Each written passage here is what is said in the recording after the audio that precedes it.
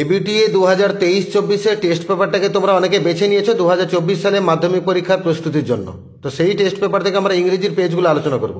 তো শুরুতে আমরা দেখে নেব ইংরেজি কোন কোন পেজে আছে। ইংরেজির পেজ নাম্বারগুলো এখানে দেওয়া আছে। আজকে আমরা আলোচনা করব পেজ নাম্বার 316।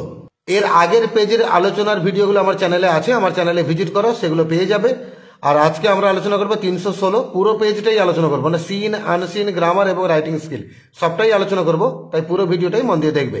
আমরা 316 পেজে চলে এসেছি। একের দাগে একটা সিন দিয়েছে, when the family sits down to tea the cat puts in an appearance to get his share. যখন পরিবার চা খেতে বসে, বিড়াল তখন সেখানে আবির্ভূত হয় তার নিজের ভাগটা পাওয়ার জন্য। এটা আমাদের নেওয়া হয়েছে লেসন নাম্বার 7 দ্য ক্যাট থেকে। প্যাসেজটা পড়ছি না, মানে তোমাদের সকলেরই জানা আছে। আমি সরাসরি প্রশ্ন উত্তরে চলে যাচ্ছি। প্রথমে কিছু এমসিকিউ দেওয়া আছে। প্রথমটা এ দাগে, if there is a guest at the table the cat is. যদি চায়ের টেবিলে কোনো গেস্ট থাকে সেদিন বিড়াল কেমন হয়? না, তার কাছে খুবই ঘরোয়া বা আপন হওয়ার চেষ্টা করে, civil to him, option number 3। আর বি দাগে, part of the guest's body that the cat wrecks is. ওই গেস্টের শরীরের কোন অংশে বিড়াল আঁচড় দেওয়ার চেষ্টা করে? উত্তর হচ্ছে পায়ে, অপশন নাম্বার 1, লেগ। আর সি দাগে, what the guest would like to do was to. ওই বিড়াল যখন বিরক্ত করে গেস্টকে, গেস্ট তখন অ্যাকচুয়ালি কি করতে চায়? না, সে বিড়ালটাকে লাথি মেরে বাইরে ফেলতে চায়। তাহলে kick the cat out, option number 4। আর ডি দাগে, with tears in his eyes the guest pretends to be. চোখে জল নিয়ে বা মনে যন্ত্রণা নিয়েও গেস্টকে সে সময় অভিনয় করতে হয় যেন সে খুব মজা পেয়েছে, অ্যামিউজড, অপশন নাম্বার 2। আর ই দাগে, the guest hands down the cat a bit off. Guest কিন্তু হাত নামিয়ে ওই বিড়ালকে দেয় এক টুকরো, কি দেয়? মাছ দেয়, অপশন নাম্বার 3, ফিশ। বি দাগে কিছু প্রশ্ন আছে, শূন্যস্থান পূরণ। একের দাগে, being tired of the guest hitting the cat. মানে গেস্টের ওই পিঠে চাপড়ে দেওয়াটাকে, ওটাতে কিন্তু বিড়াল ক্লান্ত হয়ে যায়। আর ক্লান্ত হয়ে গিয়ে বিড়াল কি করে? বিড়াল কি করে না, সে তার নখের থাবাগুলোকে তোলে এবং শক্ত করে গেস্টের পায়ে চেপে দেয়। তো আমরা এখানে শূন্যস্থান লিখবো, the cat puts up his claw and quietly but firmly wrecks the guest in the leg. কথাটা কোথায় পাবে দেখে নাও। এই সব জায়গা থেকে নেবে, puts up his claw and quietly but firmly wrecks the guest in the leg.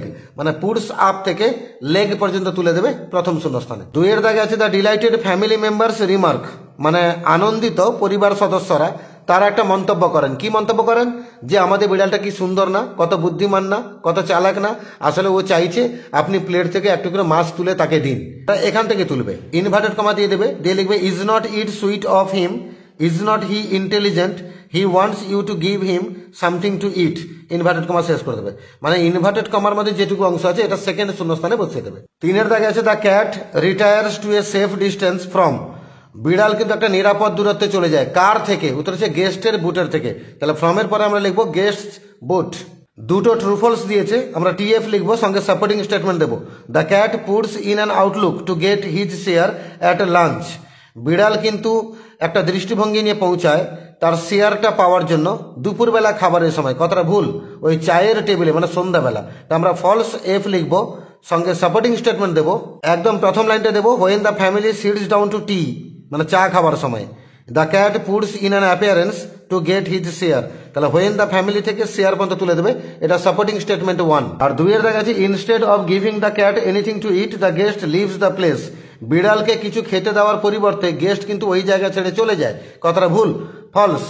তা বিড়ালকে কিছু খেতে দেওয়ার পরিবর্তে গেস্ট কি করে না, মাথা ঝুঁকায় এবং ঝুঁকে পড়ে বিড়ালের পিঠ চাপড়ে দেয়। তাহলে সাপোর্টিং স্টেটমেন্ট হবে, sometimes instead of giving him something to eat the guest stoops down and strokes the cat. তাহলে সামটাইমস থেকে দ্য ক্যাট পর্যন্ত, এটা সাপোর্টিং স্টেটমেন্ট 2। 2 এর জায়গাটা পোয়েম দিয়েছে, once I crept in an oakwood. আমি একটা একদা ওক বনে প্রবেশ করেছিলাম, I was looking for a stag. আমি একটা পুরুষ হরিণ খুঁজছিলাম। এটা আমাদের নেওয়া হয়েছে lesson number 4 my own true family থেকে। পোয়েমের লাইনগুলো পড়ছি না, মানে তোমাদের জানা আছে। আমি সরাসরি প্রশ্ন উত্তরে যাচ্ছি। প্রথম প্রশ্ন আছে, the bag of the women was. ওই মহিলার ব্যাগটা কেমন ছিল? উত্তর হচ্ছে ছোট্ট bag, little, option number 3। B দাগে, then she began to cackle. তখন সে খ্যাক খ্যাক করে হাসতে লাগলো। ক্যাকেল মিনস, এই ক্যাকেলটা মানে কার আওয়াজ? মানে হাঁসের আওয়াজকে ক্যাকেল বলে। The sound made by goose, option number 1। আর সি দাগে আছে, the poet's own true family constituted of. কবির যে সত্যিকারের নিজের পরিবার সেটা কাদেরকে নিয়ে গঠিত? উত্তর হচ্ছে ওক গাছগুলোকে নিয়ে গঠিত, ওক ট্রি, অপশন নাম্বার 2।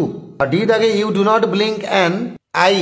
মানে আপনি চোখের পলক ফেলেন না। এখানে ইউ রেফার্স টু, এখানে আপনি বলতে কে? কবি, the poet. Option number 1। B দাগে দুটো কোশ্চেন দেওয়া আছে, কোশ্চেন পড়ছি। একের দাগে what did the poet see after being reawakened, মানে দ্বিতীয়বার জেগে উঠে কবি কি দেখলেন? মানে দ্বিতীয়বার জেগে উঠে কবি দেখলেন যে তাকে নিজেকে বাঁধা রয়েছে একটা খুঁটির সঙ্গে এবং একটা অদ্ভুত প্রজাতি তার দিকে তাকিয়ে রয়েছে বা তাকে ঘিরে রয়েছে। তো আমরা উত্তর লিখব the poet saw after being reawakened that he was tied to a stake and a steering tribe surrounded him। আর দুয়ের দাগে what did the steering tribe complain against the poet, সেই তাকিয়ে থাকা অদ্ভুত প্রজাতি কবির কাছে কি কমপ্লেন করেছিল? না তারা কমপ্লেন করেছিল যে তাদেরকে কেটে ফেলা হয়, তাদেরকে ছিঁড়ে ফেলা হয়, কিন্তু কবি চোখের পলক ফেলেন না বা কোনো সিম্প্যাথি অনুভব করেন না। তো আমরা লিখবো the steering tribe complained that they are chopped down, they are torn up, but the poet does not blink an eye. একটা আনসিন দিয়েছে, পড়ছি দেখো।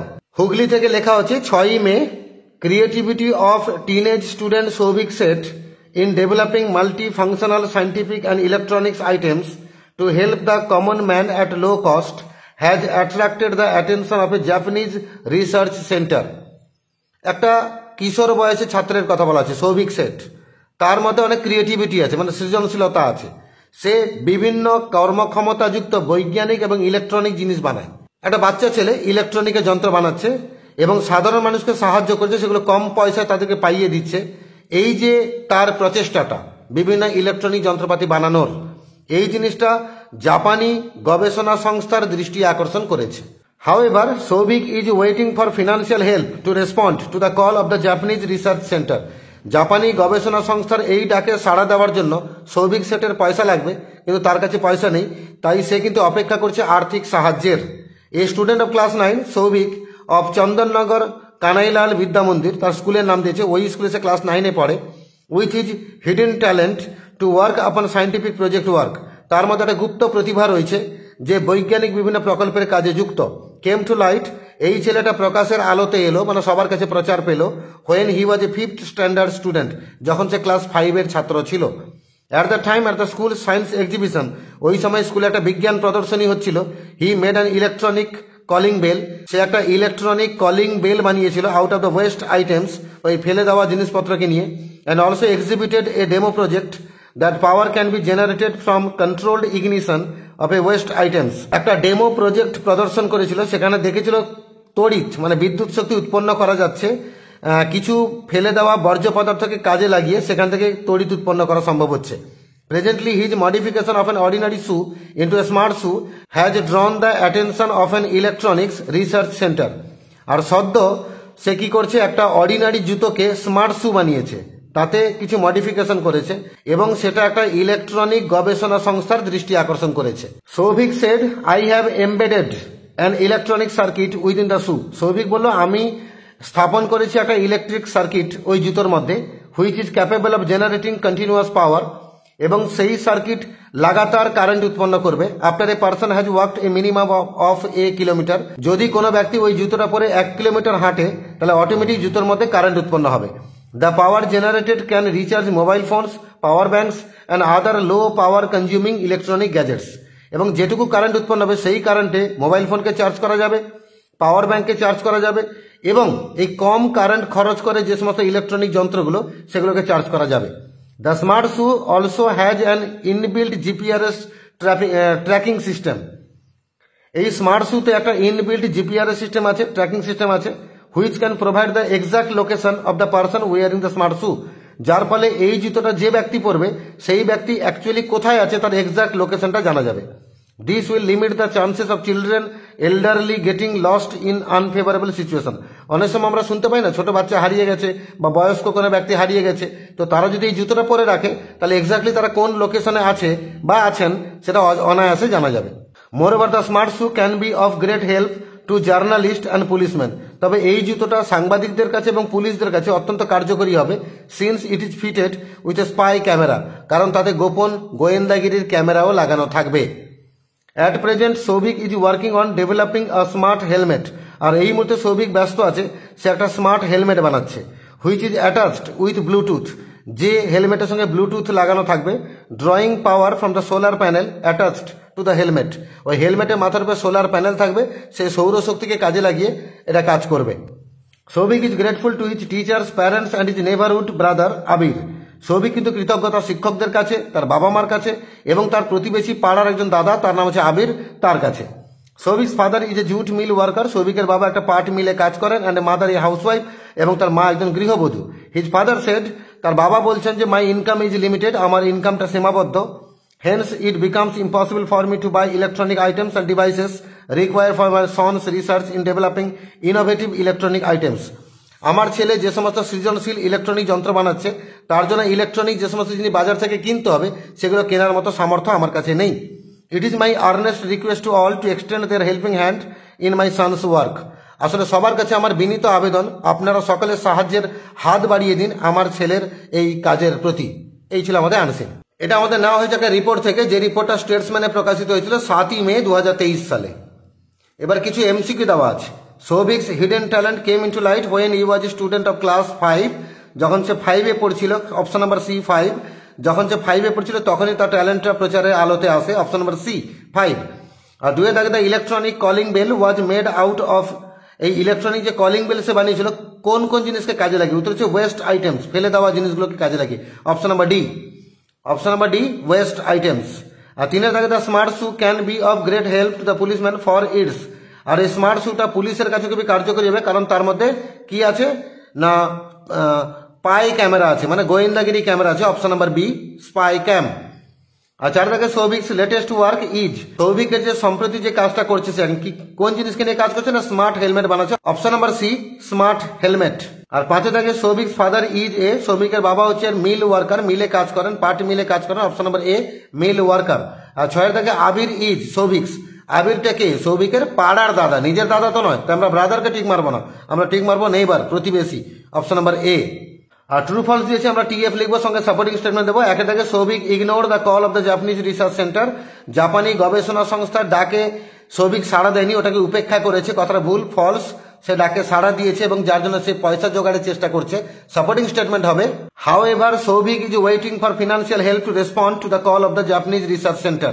হাউ এভার থেকে সেন্টার পর্যন্ত তুলে দেবে, এটা সাপোর্টিং স্টেটমেন্ট 1। আর 2 দাগে আছে the smart helmet ড্রজ power from lithium battery. ওই স্মার্ট হেলমেট সে কারেন্ট সংগ্রহ করবে লিথিয়াম ব্যাটারি থেকে, কথাটা ভুল। তার মাথার উপরে সোলার প্যানেল লাগানো থাকবে, সেখান থেকে কারেন্ট নেবে, সেই সাপোর্টিং স্টেটমেন্ট হবে। এখান থেকে নেবে drawing power from the solar panel attached to the helmet. তাহলে ড্রয়িং থেকে হেলমেট পর্যন্ত, এটা সাপোর্টিং স্টেটমেন্ট 2। 3 দাগে আছে Souvik's father does not want any financial help from others. সৌভিকের বাবা তিনি কারো কাছ থেকে আর্থিক সাহায্য চাইছেন না বা নিতে চান না, কথাটা ভুল। তিনি জনগণের কাছে আবেদন করেছেন যে আমার ছেলের এই কাজে আপনারা সাহায্যের হাত বাড়ান, তাই ফলস এফ লিখলাম। আর সাপোর্টিং স্টেটমেন্ট হবে আনসিন, একদম শেষ বাক্যটা। It is my earnest request to all to extend their helping hand in my son's work. এই বাক্যটা হবে সাপোর্টিং স্টেটমেন্ট 3। এবার আমরা 4খানা প্রশ্নের উত্তর দেবো। 1 দাগে what were the achievements of Souvik at the school science exhibition. স্কুলে একটা বিজ্ঞান প্রদর্শনী হয়েছিল, সেখানে সৌভিকের কি অবদান ছিল? আমরা বলবো সে সায়েন্স এক্সিবিশনে সে কি করেছিল, একটা ইলেকট্রনিক কলিং বেল বানিয়েছিল, আর বাকি একটা ডেমো প্রজেক্ট দিয়েছিল যে কিছু বর্জ্য পদার্থকে কাজে লাগিয়েও কারেন্ট উৎপন্ন করা যায়। আমরা এটা লিখবো at the time at the school science exhibition he made an electronic calling bell out of the waste items and also এক্সিবিটেড a demo project that power can be generated from controlled ignition of West items. তাহলে at the time থেকে শুরু করে West items পর্যন্ত, এটা প্রথম প্রশ্নের উত্তর। 2 দাগে কোশ্চেন আছে how is the smart shoe capable of generating continuous power. এই স্মার্ট শুতে লাগাতার কারেন্ট উৎপন্ন হবে কিভাবে? না তাতে একটা সার্কিট ফিট করা হয়েছে, ইলেকট্রনিক সার্কিট।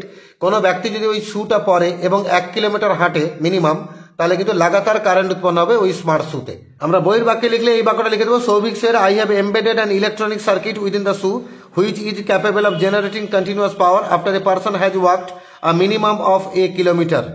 এটুকু লিখে দিলে উত্তর হয়ে যাবে। না নিজের ভাষাও বানিয়ে লিখতে পারো যে সৌভিক ফিট করেছিল একটা সার্কিট ওই জুতোর মধ্যে, আর কোনো ব্যক্তি ওই জুতো পরে 1 কিলোমিটার হাঁটলে কন্টিনিউয়াস পাওয়ার উৎপন্ন হবে। তখন লিখতে পারো এরকম Souvik fit an electronic circuit inside the shoe if a person wears the shoe and walks minimum 1 kilometre the continuous power will be generated within the shoe. আর 3 দাগে how will the smart shoe prevent the children and the elderly from getting lost. এই জুতোটা, smart জুতোটা ছোট বাচ্চাদেরকে এবং বয়স্ক ব্যক্তিদেরকে হারিয়ে যাওয়া থেকে কি করে বাঁচাবে। এই স্মার্ট জুতোতে কিছু জিপিআরএস ট্র্যাকিং সিস্টেম ইনস্টল করা আছে, ফলে কোনো বয়স্ক ব্যক্তি অথবা ছোট বাচ্চা এই জুতোটা পরে যদি কোথাও হারিয়েও যায় তাহলে তার এক্সাক্ট লোকেশন পাওয়া যাবে জিপিআরএস ট্র্যাকিং সিস্টেম থেকে, ফলে কিন্তু সাহায্য হবে ওদেরকে খুঁজে বার করতে। তাহলে আমরা এখান থেকে লিখবো, the smart shoe also has an inbuilt GPRS tracking system which can provide the exact location of the person wearing the smart shoe. This will limit the chances of children and elderly getting lost in unfavourable situations. The smart shoe থেকে শুরু করে unfavourable situations পর্যন্ত, এটা আমাদের 3 দাগের উত্তর। আর 4 দাগের কথা হচ্ছে, why does the financial problem hamper Souvik's research. এই আর্থিক সমস্যা সৌভিকের রিসার্চকে গন্ডগোল করছে কেন? কারণ সৌভিক একটা ধনী পরিবারের ছেলে নয়, তার বাবা একটা পাট মিলে কাজ করেন, মা গৃহবধূ, মানে পয়সা আসবে কোত্থেকে। তো আমরা লিখবো, the financial problem hampers Souvik's research because he came of a very poor family, comma his father is a mill worker and his mother is a housewife. আমরা গ্রামারে যাব। 4 দাগে, the Eiffel tower an immense structure of iron was erected for the Paris Exposition in 1889. It was a radical creation of the French engineer Alexander. Its total elevation is 330 meters. এটা is কেন বললাম? যেহেতু Eiffel tower এখনো present আছে, তাই আমরা ওয়াজে নিয়ে যাব না, এটা ইজ নিয়ে আসবো। Option number 1। 5 থেকে আর্টিকেল প্রিপোজিশন আমরা লিখবো, at the doorway of a darkened hardware store a man leaned with an unlighted cigar in his mouth. আর বি দাগে কিছু ডু অ্যাজ ডাইরেক্টেড দেওয়া আছে। 1 দাগে, I am his friend he did not help me. আমি তার বন্ধু, সে আমাকে সাহায্য করলো না, কমপ্লেক্স করতে বলেছে। তাহলে যদিও আমি তার বন্ধু, সে আমাকে সাহায্য করলো না। তারপরে শুরুতে লিখবো though, THOUGH, though I am his friend, comma he did not help me. 2 দাগে, mister Roy teaches us English, voice change করতে বলেছে, আমরা আসটাকে অবজেক্ট ধরবো। তাহলে we are taught English by mister Roy. এটাকে ইংলিশকে ধরে উত্তর করতে পারো, তখন উত্তর হবে English is taught to us by mister Roy, এটাও উত্তর হবে। আর 3 দাগে, mother said to me may your dreams come true, এটা অপটেটিভ সেন্টেন্সে ন্যারেশন চেঞ্জ হবে। আমরা লিখবো, mother wished me that my dreams might come true. Phrasal ভার্বের দাগে আমরা এলাম। এখানে লিস্ট দেওয়া আছে, do away with, put up with, tell upon, turn down. প্রথমটা আছে রিজেক্টেড, আমরা টার্ন ডাউনকে বাঁচলাম, কিন্তু রিজেক্টেড ইডি যোগ করা আছে, তো আমরা লিখবো টার্নড ডাউন। সেকেন্ড আছে অ্যাবলিস্ট, আমরা বাঁচলাম ডু অ্যাওয়ে উইথ, তবে এটা প্যাসিভে আছে, অ্যাবলিস্ট মানে থার্ড ফর্মে আছে, আমরা এখানে লিখবো ডান অ্যাওয়ে উইথ, DONE। এফেক্ট আছে, মানে আমরা বাঁচলাম টেল আপন। 6 দাগে আমরা জানি আনসিন থেকে শব্দ খুঁজতে হয়, এগুলোকে ভোকাবুলারি বলে। তো আমি শব্দের মানে বলি। 1 দাগে, the action of setting something on fire, কোনো কিছু আগুন ধরিয়ে দেওয়া, তাকে আমরা ইগনিশন বলি। শব্দটা কোথায় আছে খুঁজে দেবো, আগে শুনে নাও। প্রথমটা ইগনিশন হলো, ফিক্সড ফার্মলি অ্যান্ড ডিপলি, এটাকে আমরা বলবো এমবেডেড, মানে কোনো কিছুকে স্থায়ীভাবে স্থাপন করে দেওয়া, এমবেডেড। আর 3 দাগে প্রডিউসড, উত্তর হবে জেনারেটেড, মানে হচ্ছে উৎপন্ন করা, জেনারেটেড। আর 4টা ইন্ট্রোডিউসিং নিউ আইডিয়াজ, নতুন কিছু আইডিয়াকে উদ্ভাবন করা, তাকে আমরা ইনোভেটিভ বলি। তাহলে দেখে নেবো শব্দগুলো কোথায় কোথায় আছে। জেনারেটেড এখানে পাবে, ইগনিশন এখানে পাবে, এমবেডেড এখানে পাবে, আর ইনোভেটিভ এখানে পাবে। তাহলে 4খানা শব্দ পেয়ে গেলে। আমাদের 7 দাগে রাইটিং স্কিল একটা প্যারাগ্রাফ লিখতে বলেছে, এ ফ্যামিলি গেট টুগেদার, মানে পরিবারের সকল সদস্য এক জায়গায় জড়ো হওয়া, এটা কিন্তু একটা রচনা লিখতে বলেছে। সবার পরিবারে সেই সৌভাগ্য হয় না, অনেক পরিবারে দেখা যায় 5 জন সদস্য 5 জায়গায় থাকে, তো বছরে কোনো একটা দিনে তারা 5 জন এক জায়গায় জড়ো হয়, তো সেই দিনটা তাদের কাছে সত্যি খুব আনন্দের। ওই দিনগুলোকে আমরা বলি এ ফ্যামিলি গেট টুগেদার। তো সেটাকে নিয়ে একটা রচনা লিখতে হবে, মনে করো তোমার লাইফেই ঘটেছে, তো তুমি সেখানে কিছু পয়েন্টসকে অবলম্বন করে একটা রচনা লিখবে, তোমার অভিজ্ঞতাটাকে শেয়ার করবে। তুমি উল্লেখ করবে এই গেট টুগেদার কোন উপলক্ষে হয়েছিল, গেস্ট কারা এসেছিল, আত্মীয় কারা এসেছিল, তাদের অ্যাক্টিভিটিস কি ছিল, তোমার কি ভূমিকা ছিল, আর ওই দিন তোমার কেমন অনুভূতি হয়েছিল। এইগুলো অ্যাড করতে পারলেই আমাদের সুন্দর করে প্যারাগ্রাফটা লেখা হয়ে যাবে। তো আমরা সহজে লিখে ফেলার চেষ্টা করবো। সেক্ষেত্রে আমরা শুরুতে হেডিং দেবো এ ফ্যামিলি গেট টুগেদার, লিখবো my family is not a big one, আমার পরিবার খুব একটা বড় নয়। দ্য মেম্বার্স আর অনলি 4, এখানকার সদস্য সংখ্যা মাত্র 4। মাই প্যারেন্টস, আমার বাবা মা। মাই এল্ডার সিস্টার, আমার দিদি, অ্যান্ড আই, এবং আমি। My father works in a bank, আমার বাবা ব্যাংকে কাজ করেন। হি স্টেজ ইন কলকাতা, তিনি কলকাতায় থাকেন। My elder sister is a nurse, আমার বড় দিদি হচ্ছে একটা nurse, and she stays in Malda district, সে মালদা জেলায় থাকে। My mother is a housewife, আমার মা একজন গৃহবধূ, and she stays in our house at Digha, এবং তিনি আমাদের দীঘাতে বাড়িতে থাকেন। I stay in my hostel at Contai, আর আমি কাঁথিতে আমার স্কুলের বোর্ডিং হোস্টেলে থাকি। We hardly get any chance to get together, আমরা একসঙ্গে একত্রিত হওয়ার সুযোগ খুবই কম পাই না বললেই চলে। But this year we got such a day, কিন্তু এবছর আমরা ওরকম একটা দিন পেয়েছিলাম। And it was my elder sister birthday, সেটা ছিল আমার দিদির জন্মদিন। We all got together at home at Digha, আমাদের দীঘার বাড়িতে আমরা সকলে এক জায়গায় জড়ো হয়েছিলাম। My maternal uncle and 2 cousins also came, আমার মামা এবং আমার 2জন খুড়তুতো ভাই বোন তারা এসেছিল। So our house became a joyland, তাই আমাদের বাড়ি একটা আনন্দ ভূমিতে রূপান্তরিত হয়েছিল। We spend the whole day together, আমরা সারাটা দিন একসঙ্গে কাটিয়েছিলাম। উই টকড আ লট, আমরা প্রচুর কথা বলেছিলাম। We share our thoughts with each other, আমরা ভাবনাগুলোকে একে অপরের সঙ্গে শেয়ার করেছিলাম। I played with my cousins, আমি আমার খুড়তুতো ভাই বোনের সঙ্গে খেলা করেছিলাম। We celebrated my sister's birthday together, আমরা দিদির জন্মদিনটাকে একসঙ্গে সেলিব্রেট করলাম। My sister was looking very happy, আমার দিদিকে খুব আনন্দিত দেখাচ্ছিল। উই টুক লাঞ্চ টুগেদার, আমরা একসঙ্গে দুপুরের খাবারটাও খেলাম।